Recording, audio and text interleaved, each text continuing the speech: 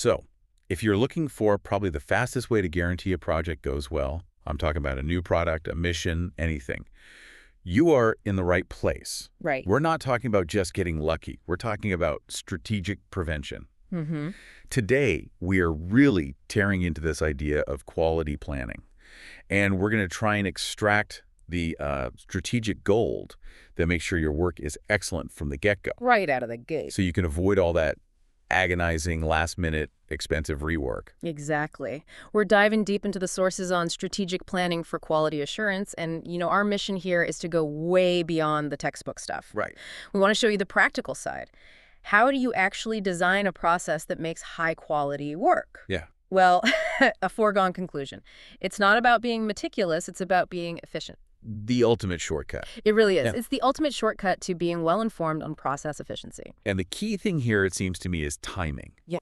We are talking about strategy that happens before anything even starts, before the first nail is hit or the first line of code is written. Mm-hmm. So quality planning is deciding in advance how a product or a service is going to meet all the standards, all the expectations before you even begin. It's designing the roadmap so that failure is strategically almost impossible. Almost impossible. I like And that proactive piece is the key. So many teams mix up quality planning with quality control. all the time. All the time. But control is reactive, right? It's finding the defect after it's already there. Planning is preventive. It's figuring out early on what resources, what processes, what checks you need to make sure the defect never even happens. So what are the stakes then? Why does skipping this step cost so much? It all comes down to what the experts call the cost of poor quality, or COPQ. COPQ. Right. It's this massive invisible cost. The sources really hammer this home. If you don't plan for quality, you are, by definition, planning for waste. And that's not just scrap materials, is it? No, it's everything. It's the rework time, the warranty claims, losing customer loyalty, and, all the internal time spent in meetings arguing over whose fault it was. That sounds familiar. It is. So when you invest that time up front in planning, Yeah. you just drastically cut down this hidden tax on your business. Which makes that early investment. It's just non-negotiable. Yeah. So if quality planning is our defense against this cost of poor quality, It is. then we need the tactics. Okay, let's unpack this. What are the pillars of this planning phase? What has to be defined before you can hit go? The sources are pretty much unanimous on this. There are 3 critical components that you have to lock down. Okay. And these 3 things, they really form the skeleton of any good quality plan, whether you're, printing a brochure or launching a satellite. Okay, lay them out for us. Let's get into each one. All right. Component number 1 is the foundation for everything else. Yeah. Understanding exactly what the customers want. And that's more than just a list of features, right? Yeah. Oh, way more. You have to identify what is critical to quality, or CTQ, from the user's point of view. Right. If you skip this, honestly, everything else you do is irrelevant. So quality isn't just a technical spec sheet. It's a feeling. It's a performance that matters to the person who's actually using it. Exactly. So how do we stop assuming we know what they want and actually, lock down those CTQ factors? Well, you have to do some strategic discovery. The sources talk about using surveys, competitive analysis, even just directly observing people using a similar product. Getting out of the building. Getting out of the building. So for instance, if you're designing a new coffee maker, your engineers might be obsessed with the durability of the heating coil. Right. A 10-year part. But the customer's CTQ factors might be how fast does it brew and is it easy to clean? And if your plan doesn't prioritize those things, you can build a technically perfect product that nobody wants to buy. That is fascinating. So the real risk is letting what we think is important get in the way of what the customer actually values. Precisely. This step forces you to look outward first. Defining the CTQ, that establishes the target you're aiming for. Okay, so once you have that target, the CTQ factors from customer needs, how do you translate that into something your team can actually measure and build? That seems like a huge leap. It is. And that leads us right to component number 2, setting clear, measurable quality standards. Okay. This is where you go from the customer wants it to be easy to use to defining what we call acceptance criteria. This is where you get really specific about what good actually looks like. Can you give us an example of how that works well and maybe how it goes wrong?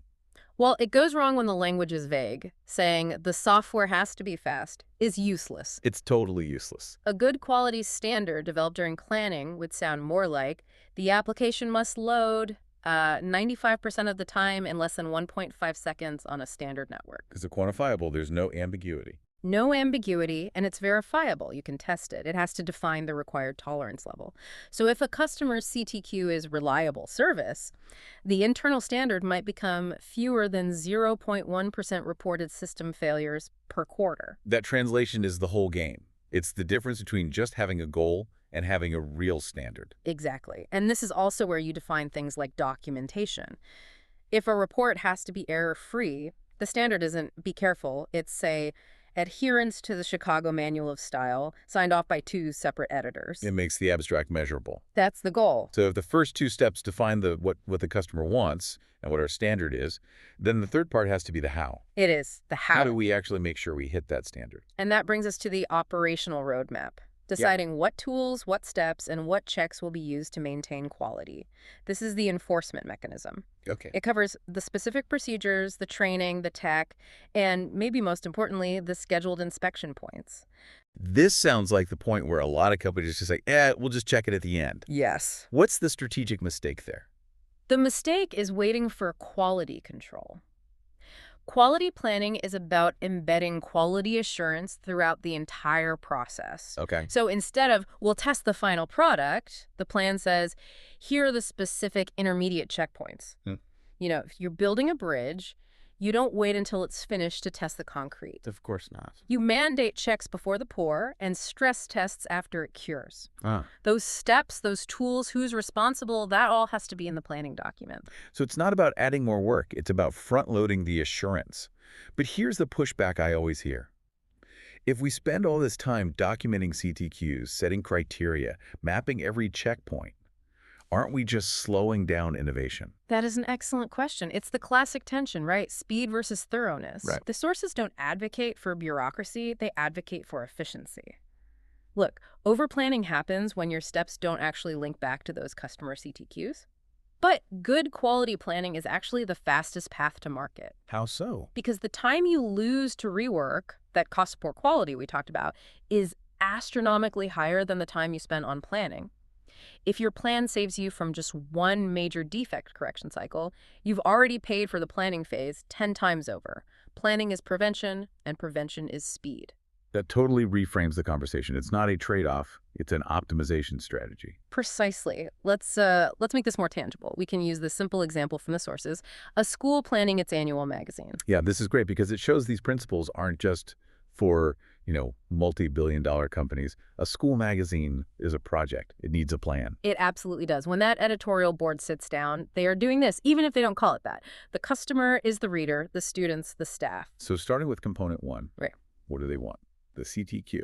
The CTQ for the magazine might be, let's say, professional look and accurate information. Okay, makes sense. So based on that, the planning phase component 2 establishes the standards. This means deciding on the paper quality, maybe a specific GSM weight. It means choosing clear, correct font styles. These aren't just opinions, they're planned standards to meet that CTQ of professional look. And then component 3, the checks, comes in for the content. They can't just hope the articles are error-free. No, you plan the assurance. The standard is all articles must be error-free. The third component is defining the how. So you plan who will review and edit. Maybe you mandate 2 separate proofreading cycles and 1 final layout check. You're defining the process. You're defining the resources and the procedure.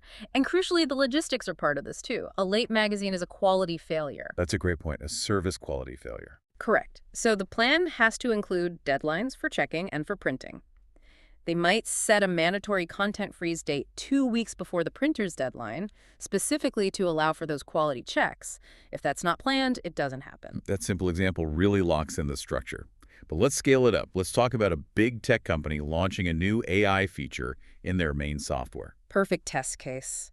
High pressure, lots of moving parts. So component 1, the customer wants. Yeah. That gets complicated fast. It gets huge. The CTQ there isn't just, does it work? It's about reliability, data privacy, ethical compliance.